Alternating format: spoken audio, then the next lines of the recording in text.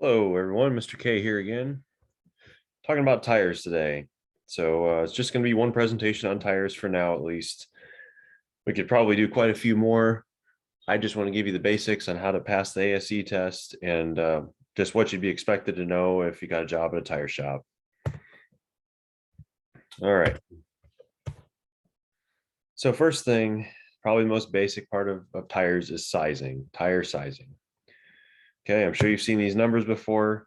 We're just going to go in order here. We're going to start with this first number, and we're going to run down the line. So we're going to talk about the section width, the aspect ratio, is it radial or bias ply, and the rim diameter. All right. So the first number is section width. All right. So section width is just the width of the tire, excluding if it has embossed numbers or raised numbers in the outside. It's basically just the overall width of the tire in millimeters. So the overall width of this tire looks to be, looking at the measuring tape, I'm looking at about 215 millimeters. So I'm going to say the answer to that is 215. So if you had a tire sit in front of you and you had to find the section width of the tire, or just the first number in that numbering system, I'm going to say it'd be 215. Okay. The next number is, a lot of people think it's the height. It's not the height. It's the aspect ratio. Okay. The aspect ratio, this does get a little confusing, is the percent of the height to the width. So let me give you an example. Let's say the height is 105 millimeters. If you measure from the bead out to the edge of the tire when it's inflated and not on a car, so 105 millimeters, and the section width, let's say we measure it and it's 210 millimeters. So what percent of 210 is 105? Well, 105 times 2 is 210. So that would be 50% of 210. So the aspect ratio for this tire would be 50. Okay. Again, aspect ratio, second number is not the height, has to do with the height, but it's not the height. It's the ratio of the height to the width. Okay. Last number is the rim size. There you go. Rim size, you measure from bead to bead where the tire bead would mount. You don't measure the very outside part of the rim. That's a common mistake. Notice we're not measuring out here. We're just measuring the bead to bead, right where those red lines are. Let's say we measure that to be 16. So that would give our final answer to be 215, 50, 16 if we were measuring these items out in front of us. Okay. So there's some tire, that's how tire sizing works. So aside from tire sizing is tire loading, or how much the tire can handle weight wise. So let's talk about that. Sometimes tires are going to be rated for their loading in load range like that. Sometimes they're going to be rated in load index. All right. Load range and load index. So let's talk about load range. So load range would be like this. Load range D, okay, just as an example. It's just stamped right on the side of the tire. We go to our chart here. Load range D can handle 2,540 pounds per tire, and it can be aired up to 50 psi. Okay, which is kind of funny actually that this tire says 65 psi max. So something's a little bit off there. My guess is that this tire is probably specially rated from the factory to handle a little bit more than what this chart is telling us. So that would be why. But load range with A, B, C, D, E, F, G is kind of the old way of measuring the tire's overall toughness. There's a new way now. And that's typically what you see on trailer or truck tires. So even brand new tires, I still see this, but if you go buy a tire for like an F350 at a tire shop, they're probably going to give you like a load range E, maybe even a load range F type tire. So just as an example. Okay. Load index is sort of the newer way of talking about a tire's toughness. And it tells you the exact weight capacity, which you could argue that the load range does as well. So that won't be a test question, but this is just kind of the definition. If you look it up on discounttire.com or belltire.com, when they talk about range and index, this is how they word it. So the new way tells the exact tire's weight capacity for load index. And this is typically more seen on car tires. So, you know, your typical Chevy, Ford, Dodge car you're driving around, you're probably going to see a load index like this. So this one's 94. So let's see, what can he withstand? 1,477 pounds per tire is what that's rated for, before the tire would then, in theory, be overloaded. All right. So you might be saying, well, why don't I just get the highest load range tire and just use it on everything? I mean, why wouldn't you want the best tire you can get, right? Well, there's ups and downs. So some ups about high load range tires or higher load tires. They're more puncture resistant. If you run over a nail or something, it's less likely they're going to be punctured because they're a tougher tire. Higher weight capacity and less flexing when you go around turns, which means they also don't heat up as much. But there's downsides to them. Downside is you're gonna have a rougher ride because you're riding on a thicker piece of rubber. It's not going to absorb the shocks as much from the road. This isn't a permanent thing, but if you have a high load range tire, that rubber gets pretty brittle in the winter. It gets pretty tough. And if you sit parked somewhere, it's 0 degrees and you're parked in your driveway all night, when you first pull out onto the road and start driving, you'll actually feel flat spots from that rubber. Before it warms up, it kind of holds that spot where the tire was sitting. So you can kind of have flat spots. And of course, lots of money. And when I say lots of money, I mean, it's a big difference.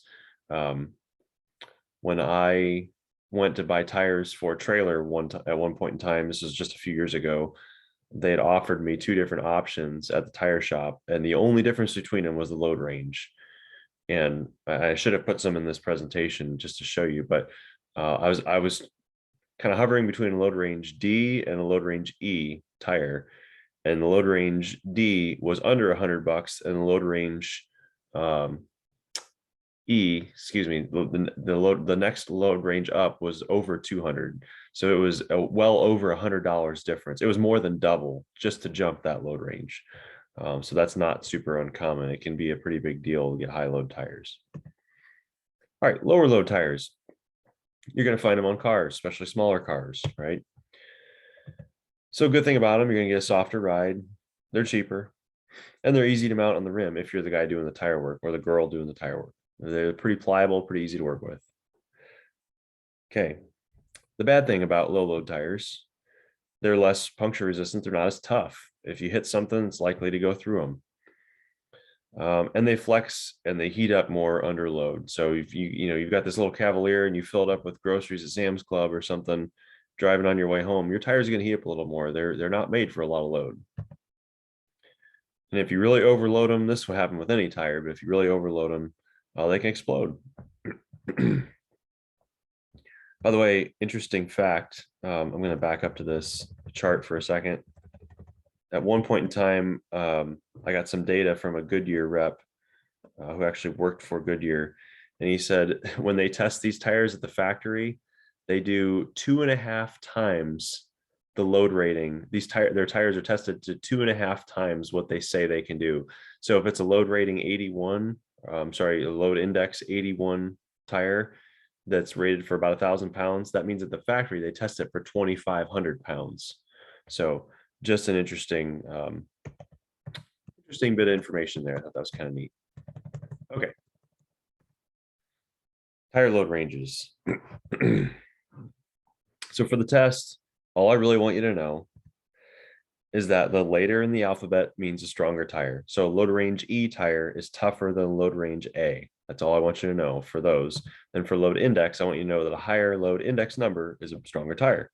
So load index 99 tire is a stronger tire than a load index 89 tire.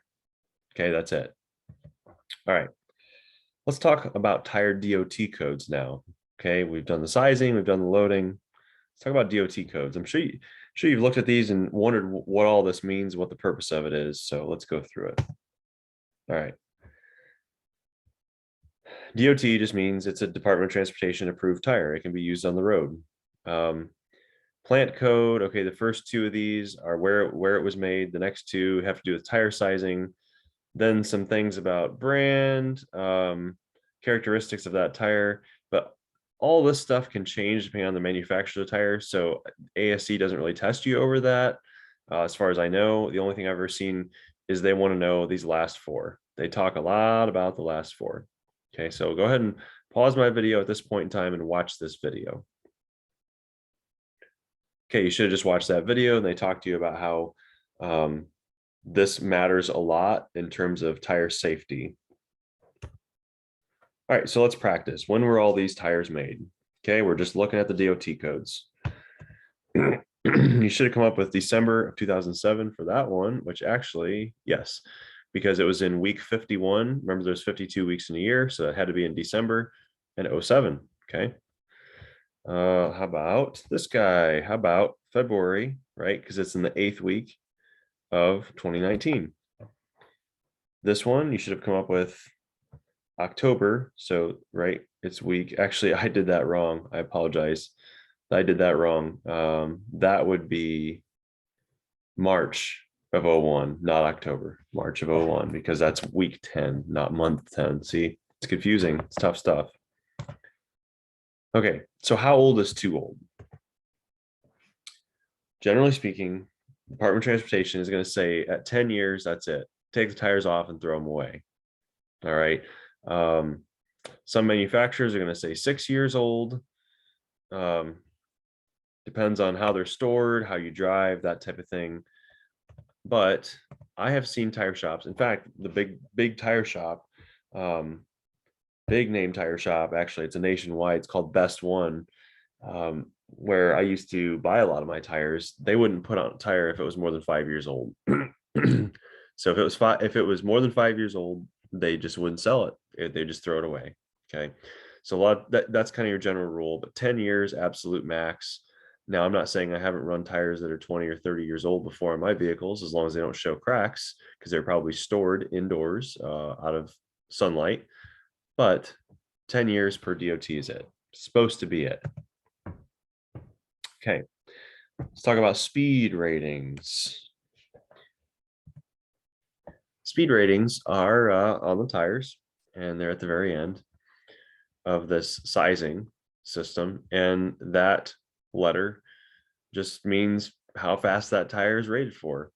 So in these, sometimes even wheelbarrow tires have these things. Okay, go-kart tires, bicycle, sometimes you see it on those. But and there's a chart you can look up and it just corresponds to that speed rating. All right, so I'm going to match the speed rating to the vehicle type, right? The faster the vehicle is going to go, the higher speed rating you want to buy. And once again, you go too fast, you don't get the right speed rating, tire can shred or explode. Excuse me. Okay, and of course, higher speed rating means more money. Again, a lot more money. Okay, so let's practice. What is the top speed of this tire?